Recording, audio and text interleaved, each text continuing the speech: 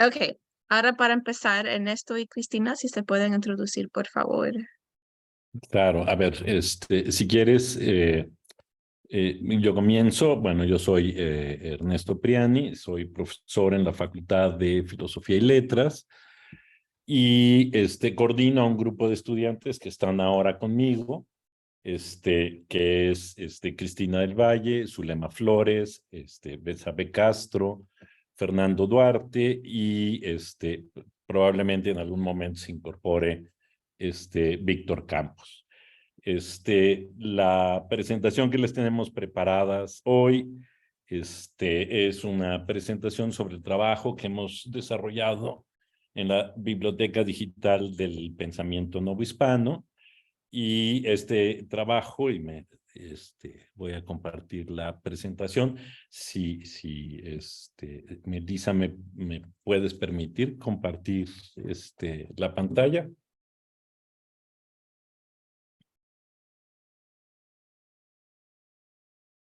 Debes de poder ahora. Trata de ver y de avísame. Ok,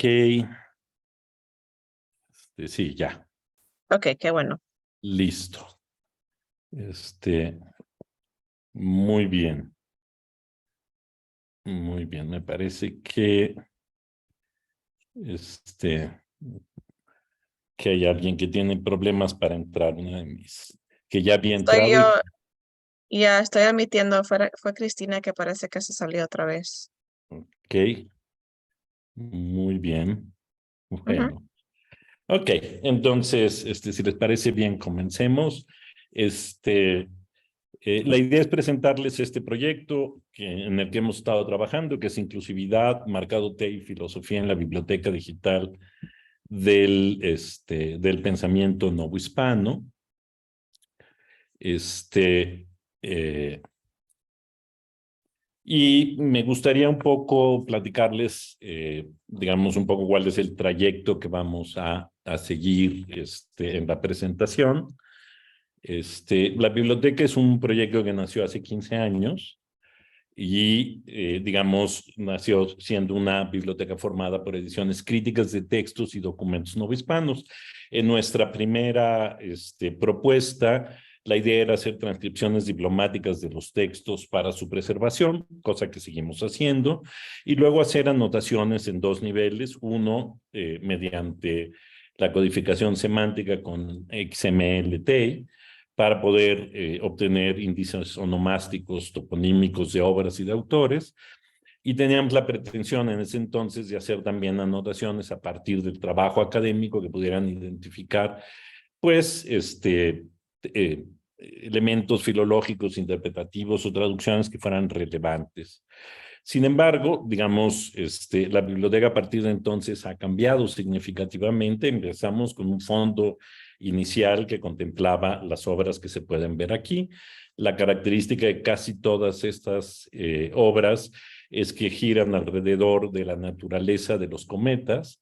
Es una discusión que tiene lugar en México, bueno, en el mundo novohispano, en el siglo XVII, a partir del paso de dos cometas, uno en 1652, el otro en 1681, y que, bueno, lo que hace es desatar esta discusión entre astrólogos y universitarios alrededor del cometa, y era la que queríamos documentar. El marcador lo hicimos siguiendo las etiquetas TEI en su TEI Light en su versión P4, y anotábamos sobre todo nombres, términos, fechas, citas, referencias y lenguaje que no fuera el español, con algunos atributos para poder rescatar los nombres de personas, los nombres de lugares, los nombres de planetas. Esta es una imagen de esa primera versión de la biblioteca digital. Ahora, en esta presentación a mí me interesa particularmente hacer énfasis en que este proyecto fue desde un principio y continúa siendo un proyecto pedagógico. Este proyecto pedagógico se da en el contexto de la Facultad de Filosofía y Letras, y de la Universidad Nacional Autónoma de México, y específicamente con alumnos de la licenciatura en filosofía. En la primera versión de la biblioteca, los alumnos que se integraron al proyecto provenían de una materia optativa, es decir, una materia que no es obligatoria para todos los estudiantes, que versaba sobre pensamiento novohispano. Y como veremos en un momento más, esto hará una diferencia significativa con los alumnos que se incorporaron a esta segunda etapa esta segunda etapa del proyecto. ¿Por qué es importante que fueran de esta materia y no de otra? Por la manera en que se relacionaron con el proyecto. Es decir, en un primer momento lo que les ofrecía a los estudiantes el proyecto era una introducción a la edición digital, algunas bases del conocimiento del marcado XMLT, trabajo colaborativo entre ellos, además de becas y la posibilidad de llevar a cabo el servicio social, que es una actividad obligatoria para poder recibir el título en la universidad, y además darle la posibilidad de asistir a congresos, de acceder a publicaciones y sobre todo de elaborar sus trabajos terminales. Vemos en la imagen el trabajo terminal de Arturo Martínez Albarrán, que versó sobre Fray Diego Rodríguez. Es decir, a pesar de involucrarse en las cuestiones digitales y de involucrarse en el marcado TEI, finalmente la tesis fue sobre aquello a partir de lo cual se involucraron en el proyecto, que fue propiamente el trabajo sobre los autores novohispanos. Ahora, entre 2012 y 2017 se incorporan dos nuevas colecciones a la biblioteca, una de escritos de mujeres que encabeza un grupo de investigadoras del Instituto de Investigaciones sobre la Educación y la Universidad de la UNAM, y otra colección que se llama Telúrica Guatemaltensis, que es el trabajo de un académico individual, David Hebrón, que como parte de su trabajo de recepción quiso marcar y trabajó textos relativos a temblores en Guatemala.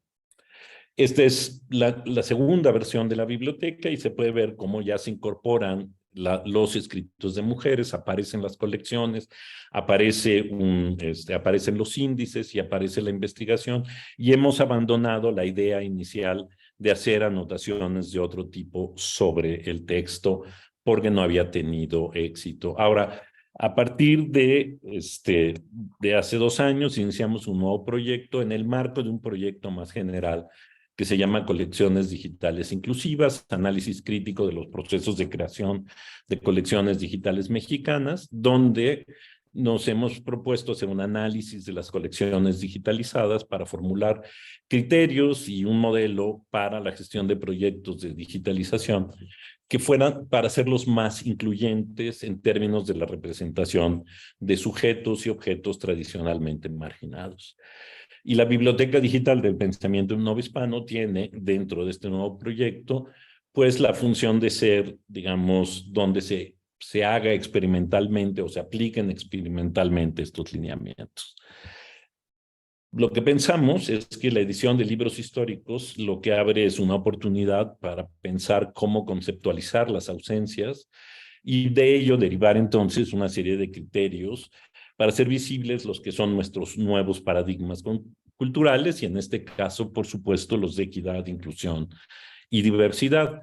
La inclusión es, por supuesto, un término que se ha convertido, bueno, no solo un término, una posición que se ha convertido como un mandato moral, aunque ya sabemos que en algunos casos ha sido cuestionado, que, digamos, lo que hace es buscar eso, promover una mayor inclusión, y hay, digamos, posiciones en contra de esta inclusión, incluso dentro de quienes piensan que esto es más bien un cambio social no lo suficientemente profundo. En cualquier caso, nosotros, frente a esta discusión en relación con la inclusividad, hemos pensado que entenderemos la inclusión más bien como un proceso de reflexión en que lo que buscamos es tratar de entender cómo representar la experiencia de diversos sujetos en una colección digital. Y esto tiene que ver, por supuesto, con cómo elegimos los materiales, cómo formulamos los metadatos, qué tipo de marcado usamos, qué formatos tenemos disponibles, hasta, por supuesto, el diseño en el que se presenta. Y sobre todo, por supuesto, teniendo en cuenta que lo que queremos representar son aquellos sectores marginados tradicionalmente por su género, por su etnicidad, su orientación sexual o su diversidad física, que como se explicará más adelante, digamos, en el caso de la biblioteca y por la naturaleza de sus materiales, tiene algunas definiciones más concretas. Los niveles de representación en los que hemos pensado, que son de los que hemos hablado, es tanto en los materiales como en, en la digitalización usando XMLT, como en la utilización de vocabularios controlados, donde podemos, digamos, no solo referir el marcado, sino ampliar la información que tenemos sobre las personas que queremos representar y finalmente el despliegue en la plataforma. Y esto nos llevó, dentro de este proyecto, a revisar, por un lado, el diseño y, por otro lado, el marcado del texto. Y esto se hizo de nueva cuenta en el contexto de la Facultad de Filosofía y Letras, con alumnos de licenciatura, que esta vez, sin embargo, estudiaron humanidades digitales. Y aunque, y por supuesto tienen, digamos, esto cambió porque ya no entran en un proyecto a aprender XMLT, sino que en realidad entran en un proyecto a aplicar los conocimientos que aprendieron y que desarrollaron a lo largo de la clase, y ha cambiado, digamos, su respuesta.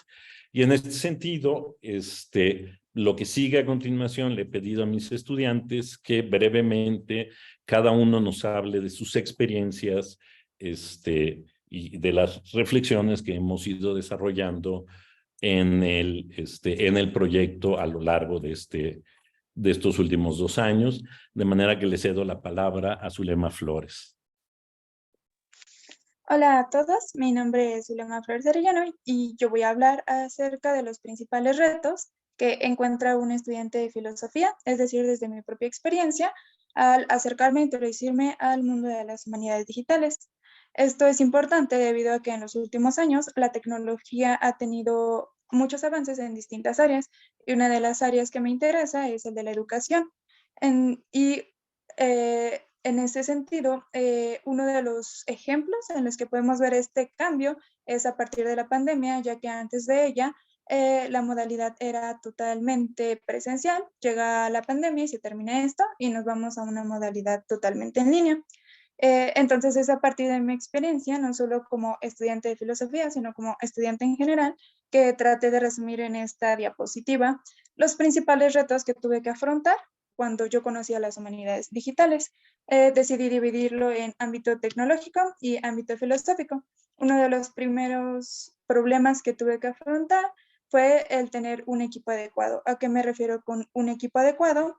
El tener un aparato tecnológico en buenas condiciones y que me ayudara, por ejemplo, a recibir mis clases o a correr los programas que necesito para poder trabajar en este proyecto. También otro problema que tuve que afrontar fue el conocimiento previo de temas. Con conocimiento previo de temas me refiero a temas, por ejemplo, como qué es un dato, qué es una base de datos, qué son los metadatos, estos temas que son base para poder conocer las humanidades digitales. Y este tema no son parte de la filosofía, es decir, no forman parte del plan de estudios, al menos de la carrera. Y de la mano con esto va el manejo de programas como Sublime Text, que son cosas que no te enseñan en la carrera de filosofía como tal, sino que se necesitó de un esfuerzo mayor tanto del profesor como de mis compañeros y mío para poder aprender a manejar estos temas, a manejar estos programas y todo ese tipo de cosas. Como lo dije hace rato, son cosas que no te enseñan o no son parte del plan de estudios de filosofía. Y para poder conocerlos es necesario haber tomado un seminario o un curso sobre humanidades digitales, como fue en mi caso. Bueno, ya con respecto al ámbito filosófico, tuve muchos problemas porque yo no podía encontrar esa conexión entre filosofía y tecnología, entonces no encontraba cómo introducir a la filosofía en las humanidades digitales. Y algo que me ayudó mucho fue encontrar este carácter interdisciplinario de la filosofía. ¿A qué me refiero con ello? La filosofía abarca muchos ámbitos, por lo que la puedas encontrar en todas partes. Y es importante aclarar que no lo puedo encontrar tal vez en el lenguaje de programación, pero sí lo encuentro en el contenido de los textos que nosotros estuvimos trabajando. Y finalmente, eso me ayudó a poner en práctica todo aquello que estuve trabajando en la escuela, porque es a partir de este pensamiento crítico, perdón, el cual fue desarrollado en el aula a través de lecturas, discusiones, escritos que pude establecer o pudimos establecer en grupo aquellos criterios con relación a lo que hacemos en este proyecto, que es el marcado de TEI. Y esto es muy importante y valioso para nosotros porque la filosofía logra salir de las aulas y es aplicado en distintos ámbitos. Entonces, eso sería todo de mi parte. Muchas gracias a todos por su atención y los dejo con mi compañera Noemi.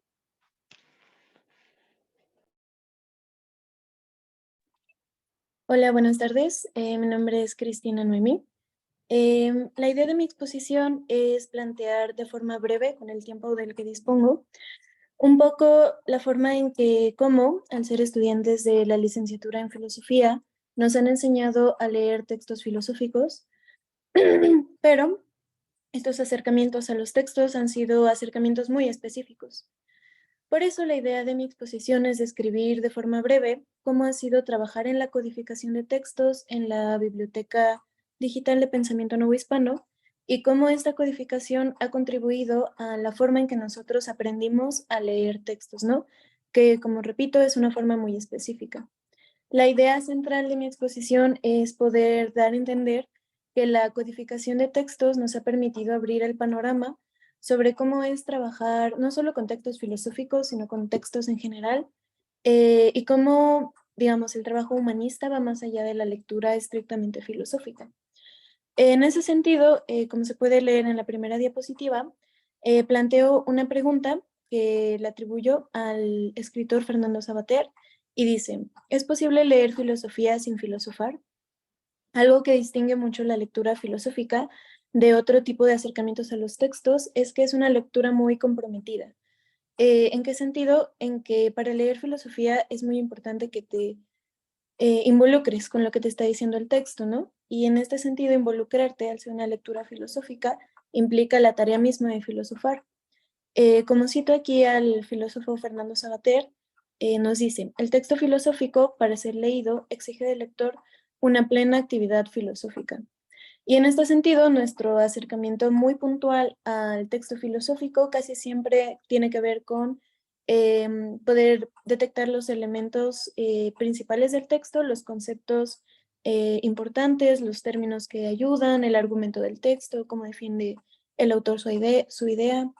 Y bueno, la siguiente, por favor. Habiendo planteado muy brevemente y de forma general lo que es la lectura filosófica, toca hablar un poco de lo que hacemos en la codificación de textos en la Biblioteca Digital de Pensamiento Nuevo Hispano. Algo que me gustaría resaltar es que codificar textos nos sacó completamente de nuestra zona de confort como estudiantes de filosofía, porque mucho del trabajo que hacemos en la licenciatura en filosofía casi siempre es leer y escribir. Y codificar textos como que nos sacó un poco de esa, digamos, rutina que solo nos pide leer y escribir ensayos. En ese sentido, nuestro trabajo ha sido la curaduría digital. Esto significa que no estamos marcando desde ceros los textos, sino que estamos cotejando el manuscrito o el texto original con la transcripción.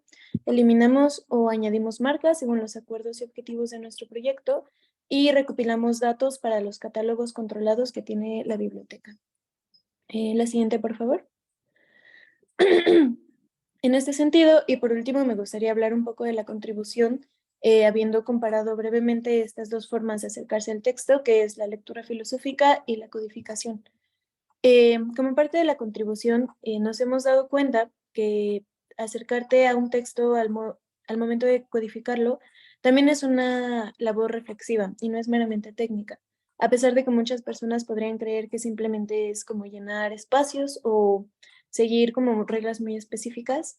Es una labor bastante reflexiva y en este sentido como que ha significado mucho para nosotros poder encontrar otras formas de reflexión que van más allá de la lectura filosófica, ¿no? También es una labor bastante comprometida. Uno podría creer que no necesitas poner mucho de ti cuando estás codificando un texto, pero en realidad necesitas poner mucha de tu atención y mucho de ti en él para que pueda quedar bien, ¿no? Asimismo, nos invita a reflexionar sobre nuestra propia labor. Aquí es donde entra la discusión sobre la cuestión de la inclusividad en el mercado, que es algo de lo que habló brevemente el profesor y de lo que va a hablar mi compañera y amiga Betsabe. Y bueno, la reflexión va en torno a todo eso y también sobre las decisiones que tomamos, a quienes nombramos y demás. Y por último, algo que me parece muy importante es que la codificación nos ha enseñado que trabajar con textos es una labor en conjunto.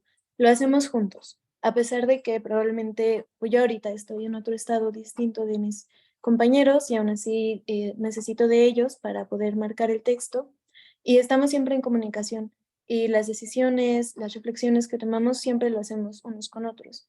Y en ese sentido, la codificación ha contribuido mucho a nuestra labor, no solo filosófica, sino también humanista. Y nos abrió el panorama de una forma muy grande. Bueno, eso es todo de mi parte y cedo la palabra a Betsabe. Hola, buenas tardes a todos. Mi nombre es Betsabe Castro Ruiz y pues mi parte de la presentación es esta, que es la inclusión en los proyectos de digitalización, cómo es pensada desde la perspectiva de una estudiante de filosofía. Siguiente, por favor.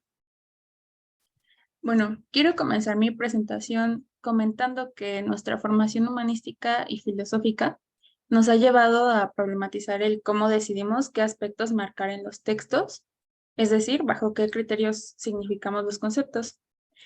En esta misma línea, uno de los criterios de marcado ha sido la identificación de grupos invisibilizados y marginados en los textos trabajados, y en nuestro caso se ha discurrido acerca de identificar grupos tales como animales no humanos, enfermedades mentales, mujeres embarazadas, personas racializadas. Y bueno, del mismo modo se ha propuesto incluir el género de las personas, así como su lugar de procedencia. Bueno, sin embargo, al final decidimos marcar solo animales, género, entendido como sexo biológico, y lugar de procedencia. Así como personas filósofas que somos, a través de este proyecto en el que se considera la inclusividad, hemos reflexionado acerca de la importancia de esta en proyectos de digitalización, pues la tarea que estamos llevando a cabo repercutirá en las generaciones futuras, en cómo éstas conciben el mundo. Siguiente, por favor. Esto porque, como menciona Isabel Galina, existen sesgos historiográficos de diversas fuentes físicas que se trasladan a las colecciones digitales. Y bueno, también se habla un poco de esto en la cita que puse en la diapositiva. Y esto quiere decir que estas reflexiones acerca de la inclusividad nos han llevado a ser más conscientes de ciertas ausencias, como ya lo mencionó Ernesto Priani, que se presentan en los textos físicos. Y justamente eso es lo que pretendemos corregir al momento de trasladar los textos físicos a formatos digitales. Es así como nuestro trabajo resulta ser patrimonial, pues implica codificar la cultura, además de que supone decisiones políticas, convenciones archivísticas, entre otros. Nuestro trabajo reside en modificar los criterios de marcado cuando sea necesario, en aras de lograr una mayor inclusividad y reconocimiento hacia los grupos invisibilizados y marginados.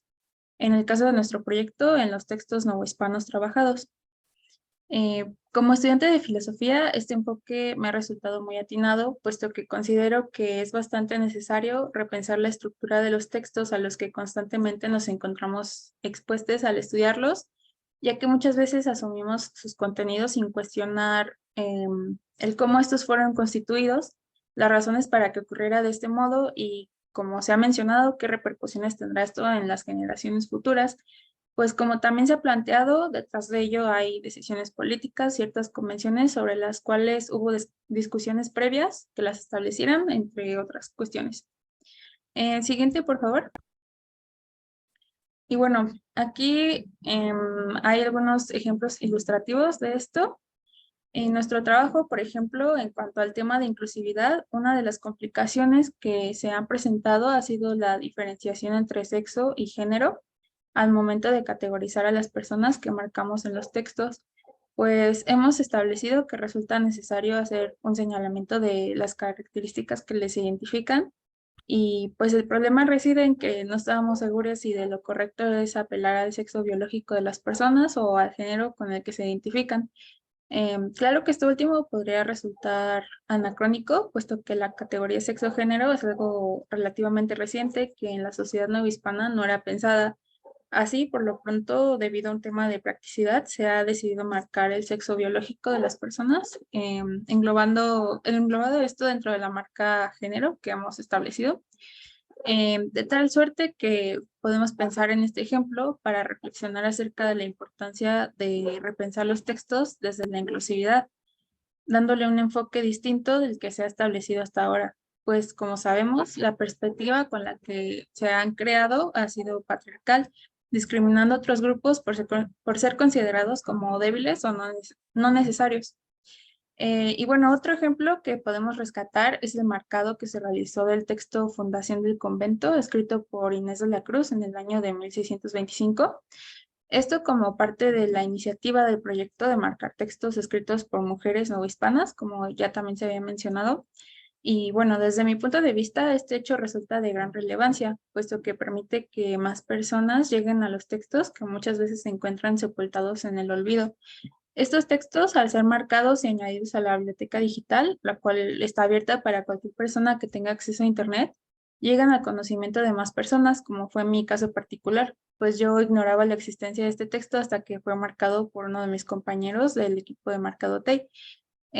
Asimismo, se logra la inclusión de un grupo invisibilizado en el conocimiento, como lo ha sido el de las mujeres.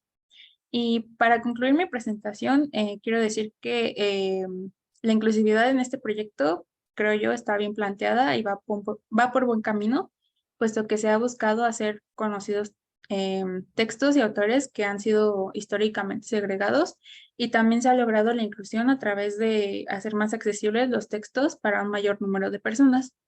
Y pues esto sería todo de mi parte y le cedo la palabra a mi compañero Víctor.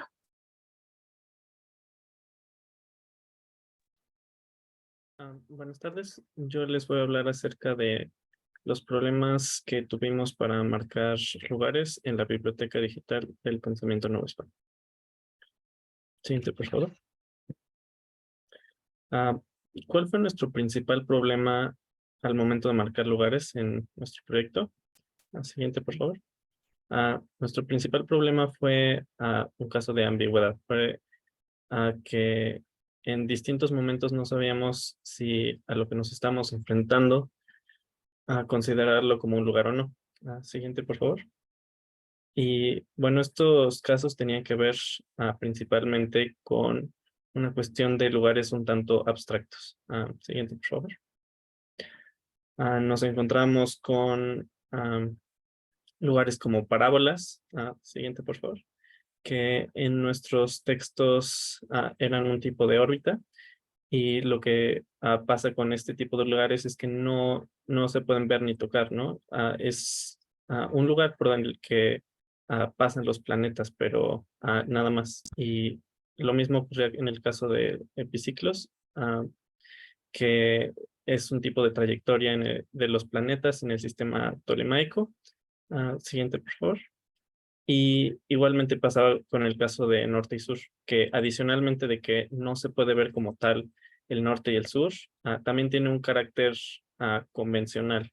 Nos basamos en el campo magnético de la Tierra o en una división en partes iguales de la Tierra en dos hemisferios.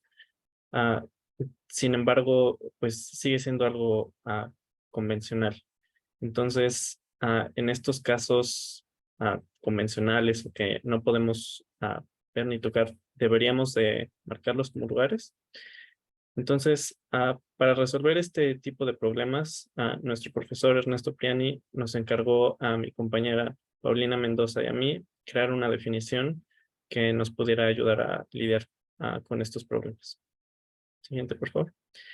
Y bueno, tuvimos ciertas consideraciones al momento de crear nuestra definición.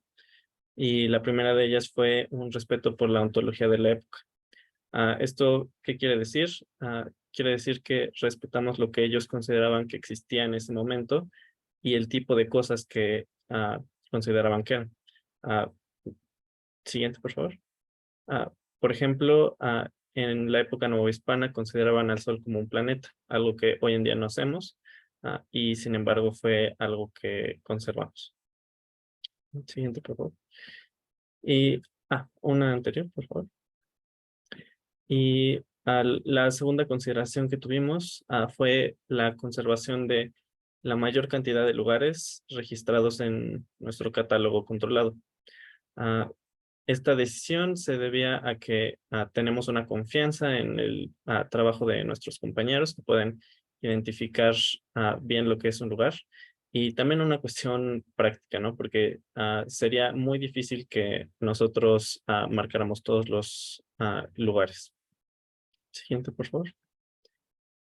Y respecto al proceso mediante el cual llegamos a nuestra definición, algo que hicimos mi compañera Paulina y yo fue tener un diálogo explícito acerca de los casos difíciles. Eso nos permitía dos cosas. En primer lugar, poner atención en esos casos que quizá al momento del marcado de quien haya hecho ese marcado original, quizá no lo consideró como problemático, pero también nos permitió tener una discusión de los pros y los contras respecto a considerar cierto caso determinado como un lugar o no, y así incorporar diferentes perspectivas. Siguiente, por favor. Y otra cosa que hicimos al momento de crear nuestra definición fue hacer una revisión amplia del catálogo de lugares, que al momento de hacer un marcado de un texto, no necesariamente se tiene que hacer. Y pues esto nos permitió tener una visión más extensa de lo que como grupo de trabajo estamos considerando como lugares. Siguiente, por favor.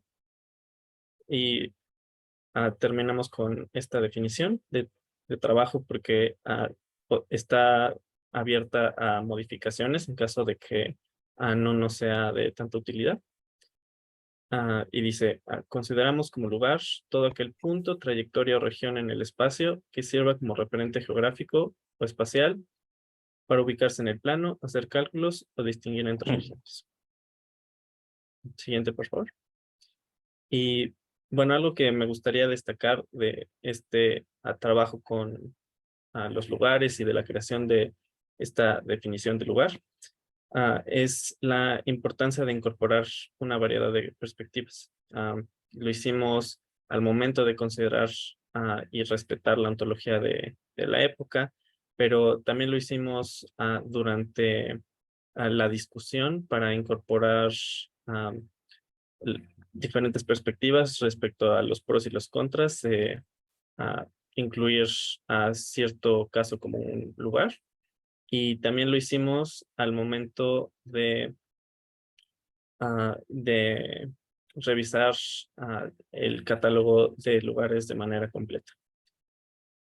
Y bueno, ahora me gustaría ceder la palabra a mi compañero Fernando, que va a hablar algo de el trabajo colaborativo. Vale, muchas gracias. Mi nombre es Fernando. Y bueno, yo les voy a hablar del tema de la colaboración en nuestro trabajo del marcado TEI. Siguiente diapositiva, por favor. Y bueno, quiero iniciar como preguntando por qué vale la pena hablar de la colaboración en este labor que es el marcado TEI. Y bueno, esta pregunta es relevante porque quizás los que no están tan familiarizados con esta labor, esta tarea, podrían pensar, como ya han mencionado mis compañeros anteriormente, que es un trabajo meramente individual y que solamente se trata de estar sentado en la computadora trabajando en los textos con el lenguaje TEI, ¿no? Y en gran parte se podría decir que esto es cierto, sin embargo, no se reduce a esto. ¿Por qué? Porque al momento en que uno está trabajando con el texto, constantemente se encuentra con palabras o conceptos que no encontramos la manera adecuada de integrarlo en los catálogos de categorías, en las categorías que tenemos pensadas para trabajar cada uno de los conceptos, como los que se han mencionado anteriormente, ya sean nombre de personas, lugares. Como hemos visto, ya mis compañeros han mencionado ejemplos en los que se encuentran con problemas en los que, bueno, ¿qué vamos a hacer con este lugar? ¿Lo vamos a marcar como un lugar? ¿Lo vamos a marcar como no es un lugar? Bueno, eso es algo en lo que tenemos que discutir como grupo y llegar a acuerdos, o como el caso en el que mencionaba mi compañera Betsabe de sexo, género. ¿Qué hacemos con estos conceptos? ¿Son anacrónicos? En este sentido, sí, o sea, estamos haciendo un trabajo individual al momento de trabajar con el texto, pero siempre se van a surgir situaciones en las que tenemos que comunicarnos con nuestro equipo y manifestar nuestras inquietudes y llegar a acuerdos y darnos cuenta de cuál es la manera más adecuada de llevar a cabo cada problema. Y esto me lleva a hablar de un poco de mi experiencia personal. Siguiente diapositiva, por favor. A mí, en mi caso personal, me pasó que en el primer texto que me tocó marcar, bueno, más bien, como mencionaban antes, hacer curaduría digital, me topé en las primeras líneas, estaría en la tercera línea de esa imagen que está en la diapositiva. Ahí se encuentra el concepto de Santísima Trinidad. Entonces estaba empezando a marcar el texto y me encuentro con ese concepto a primeras. Y no sé qué hacer con él, ¿no? Porque en primer lugar estaba marcado como el nombre como nombre de una persona. Está dentro de la categoría de nombre de personas, que a su vez, dentro de la categoría de nombres de personas, estaba marcado con el nombre de Dios. Entonces yo me quedé así de que, bueno, ¿qué hago con esto, no? La Santísima Trinidad es lo mismo que Dios, y Dios es correspondiente a un nombre de persona, entonces ya me dirijo con mi equipo y les manifiesto la inquietud. Y ahí comienza un poco la discusión de que, bueno, Santísima Trinidad no es lo mismo que Dios y, bueno, no sé, empezamos a dialogar en este asunto. Y un poco la cuestión es que ahorita en este momento no estamos manejando alguna categoría respecto a entes divinos, por ejemplo. Es por eso que por términos prácticos estamos utilizando la categoría de nombres de personas para Dios. Y un poco la manera en que se resolvió esta situación fue acordando entre todos que valía la pena en esta situación tomar el concepto de Santísima Trinidad como un igual, como equivalente a Dios, ¿no? Quizá en términos filosóficos esto es altamente cuestionable, pero esa no es la cuestión ahorita. La cuestión es que tenemos que sacar este trabajo y mediante los acuerdos que estamos realizando es cómo procedemos. Y bueno, siguiente diapositiva, por favor.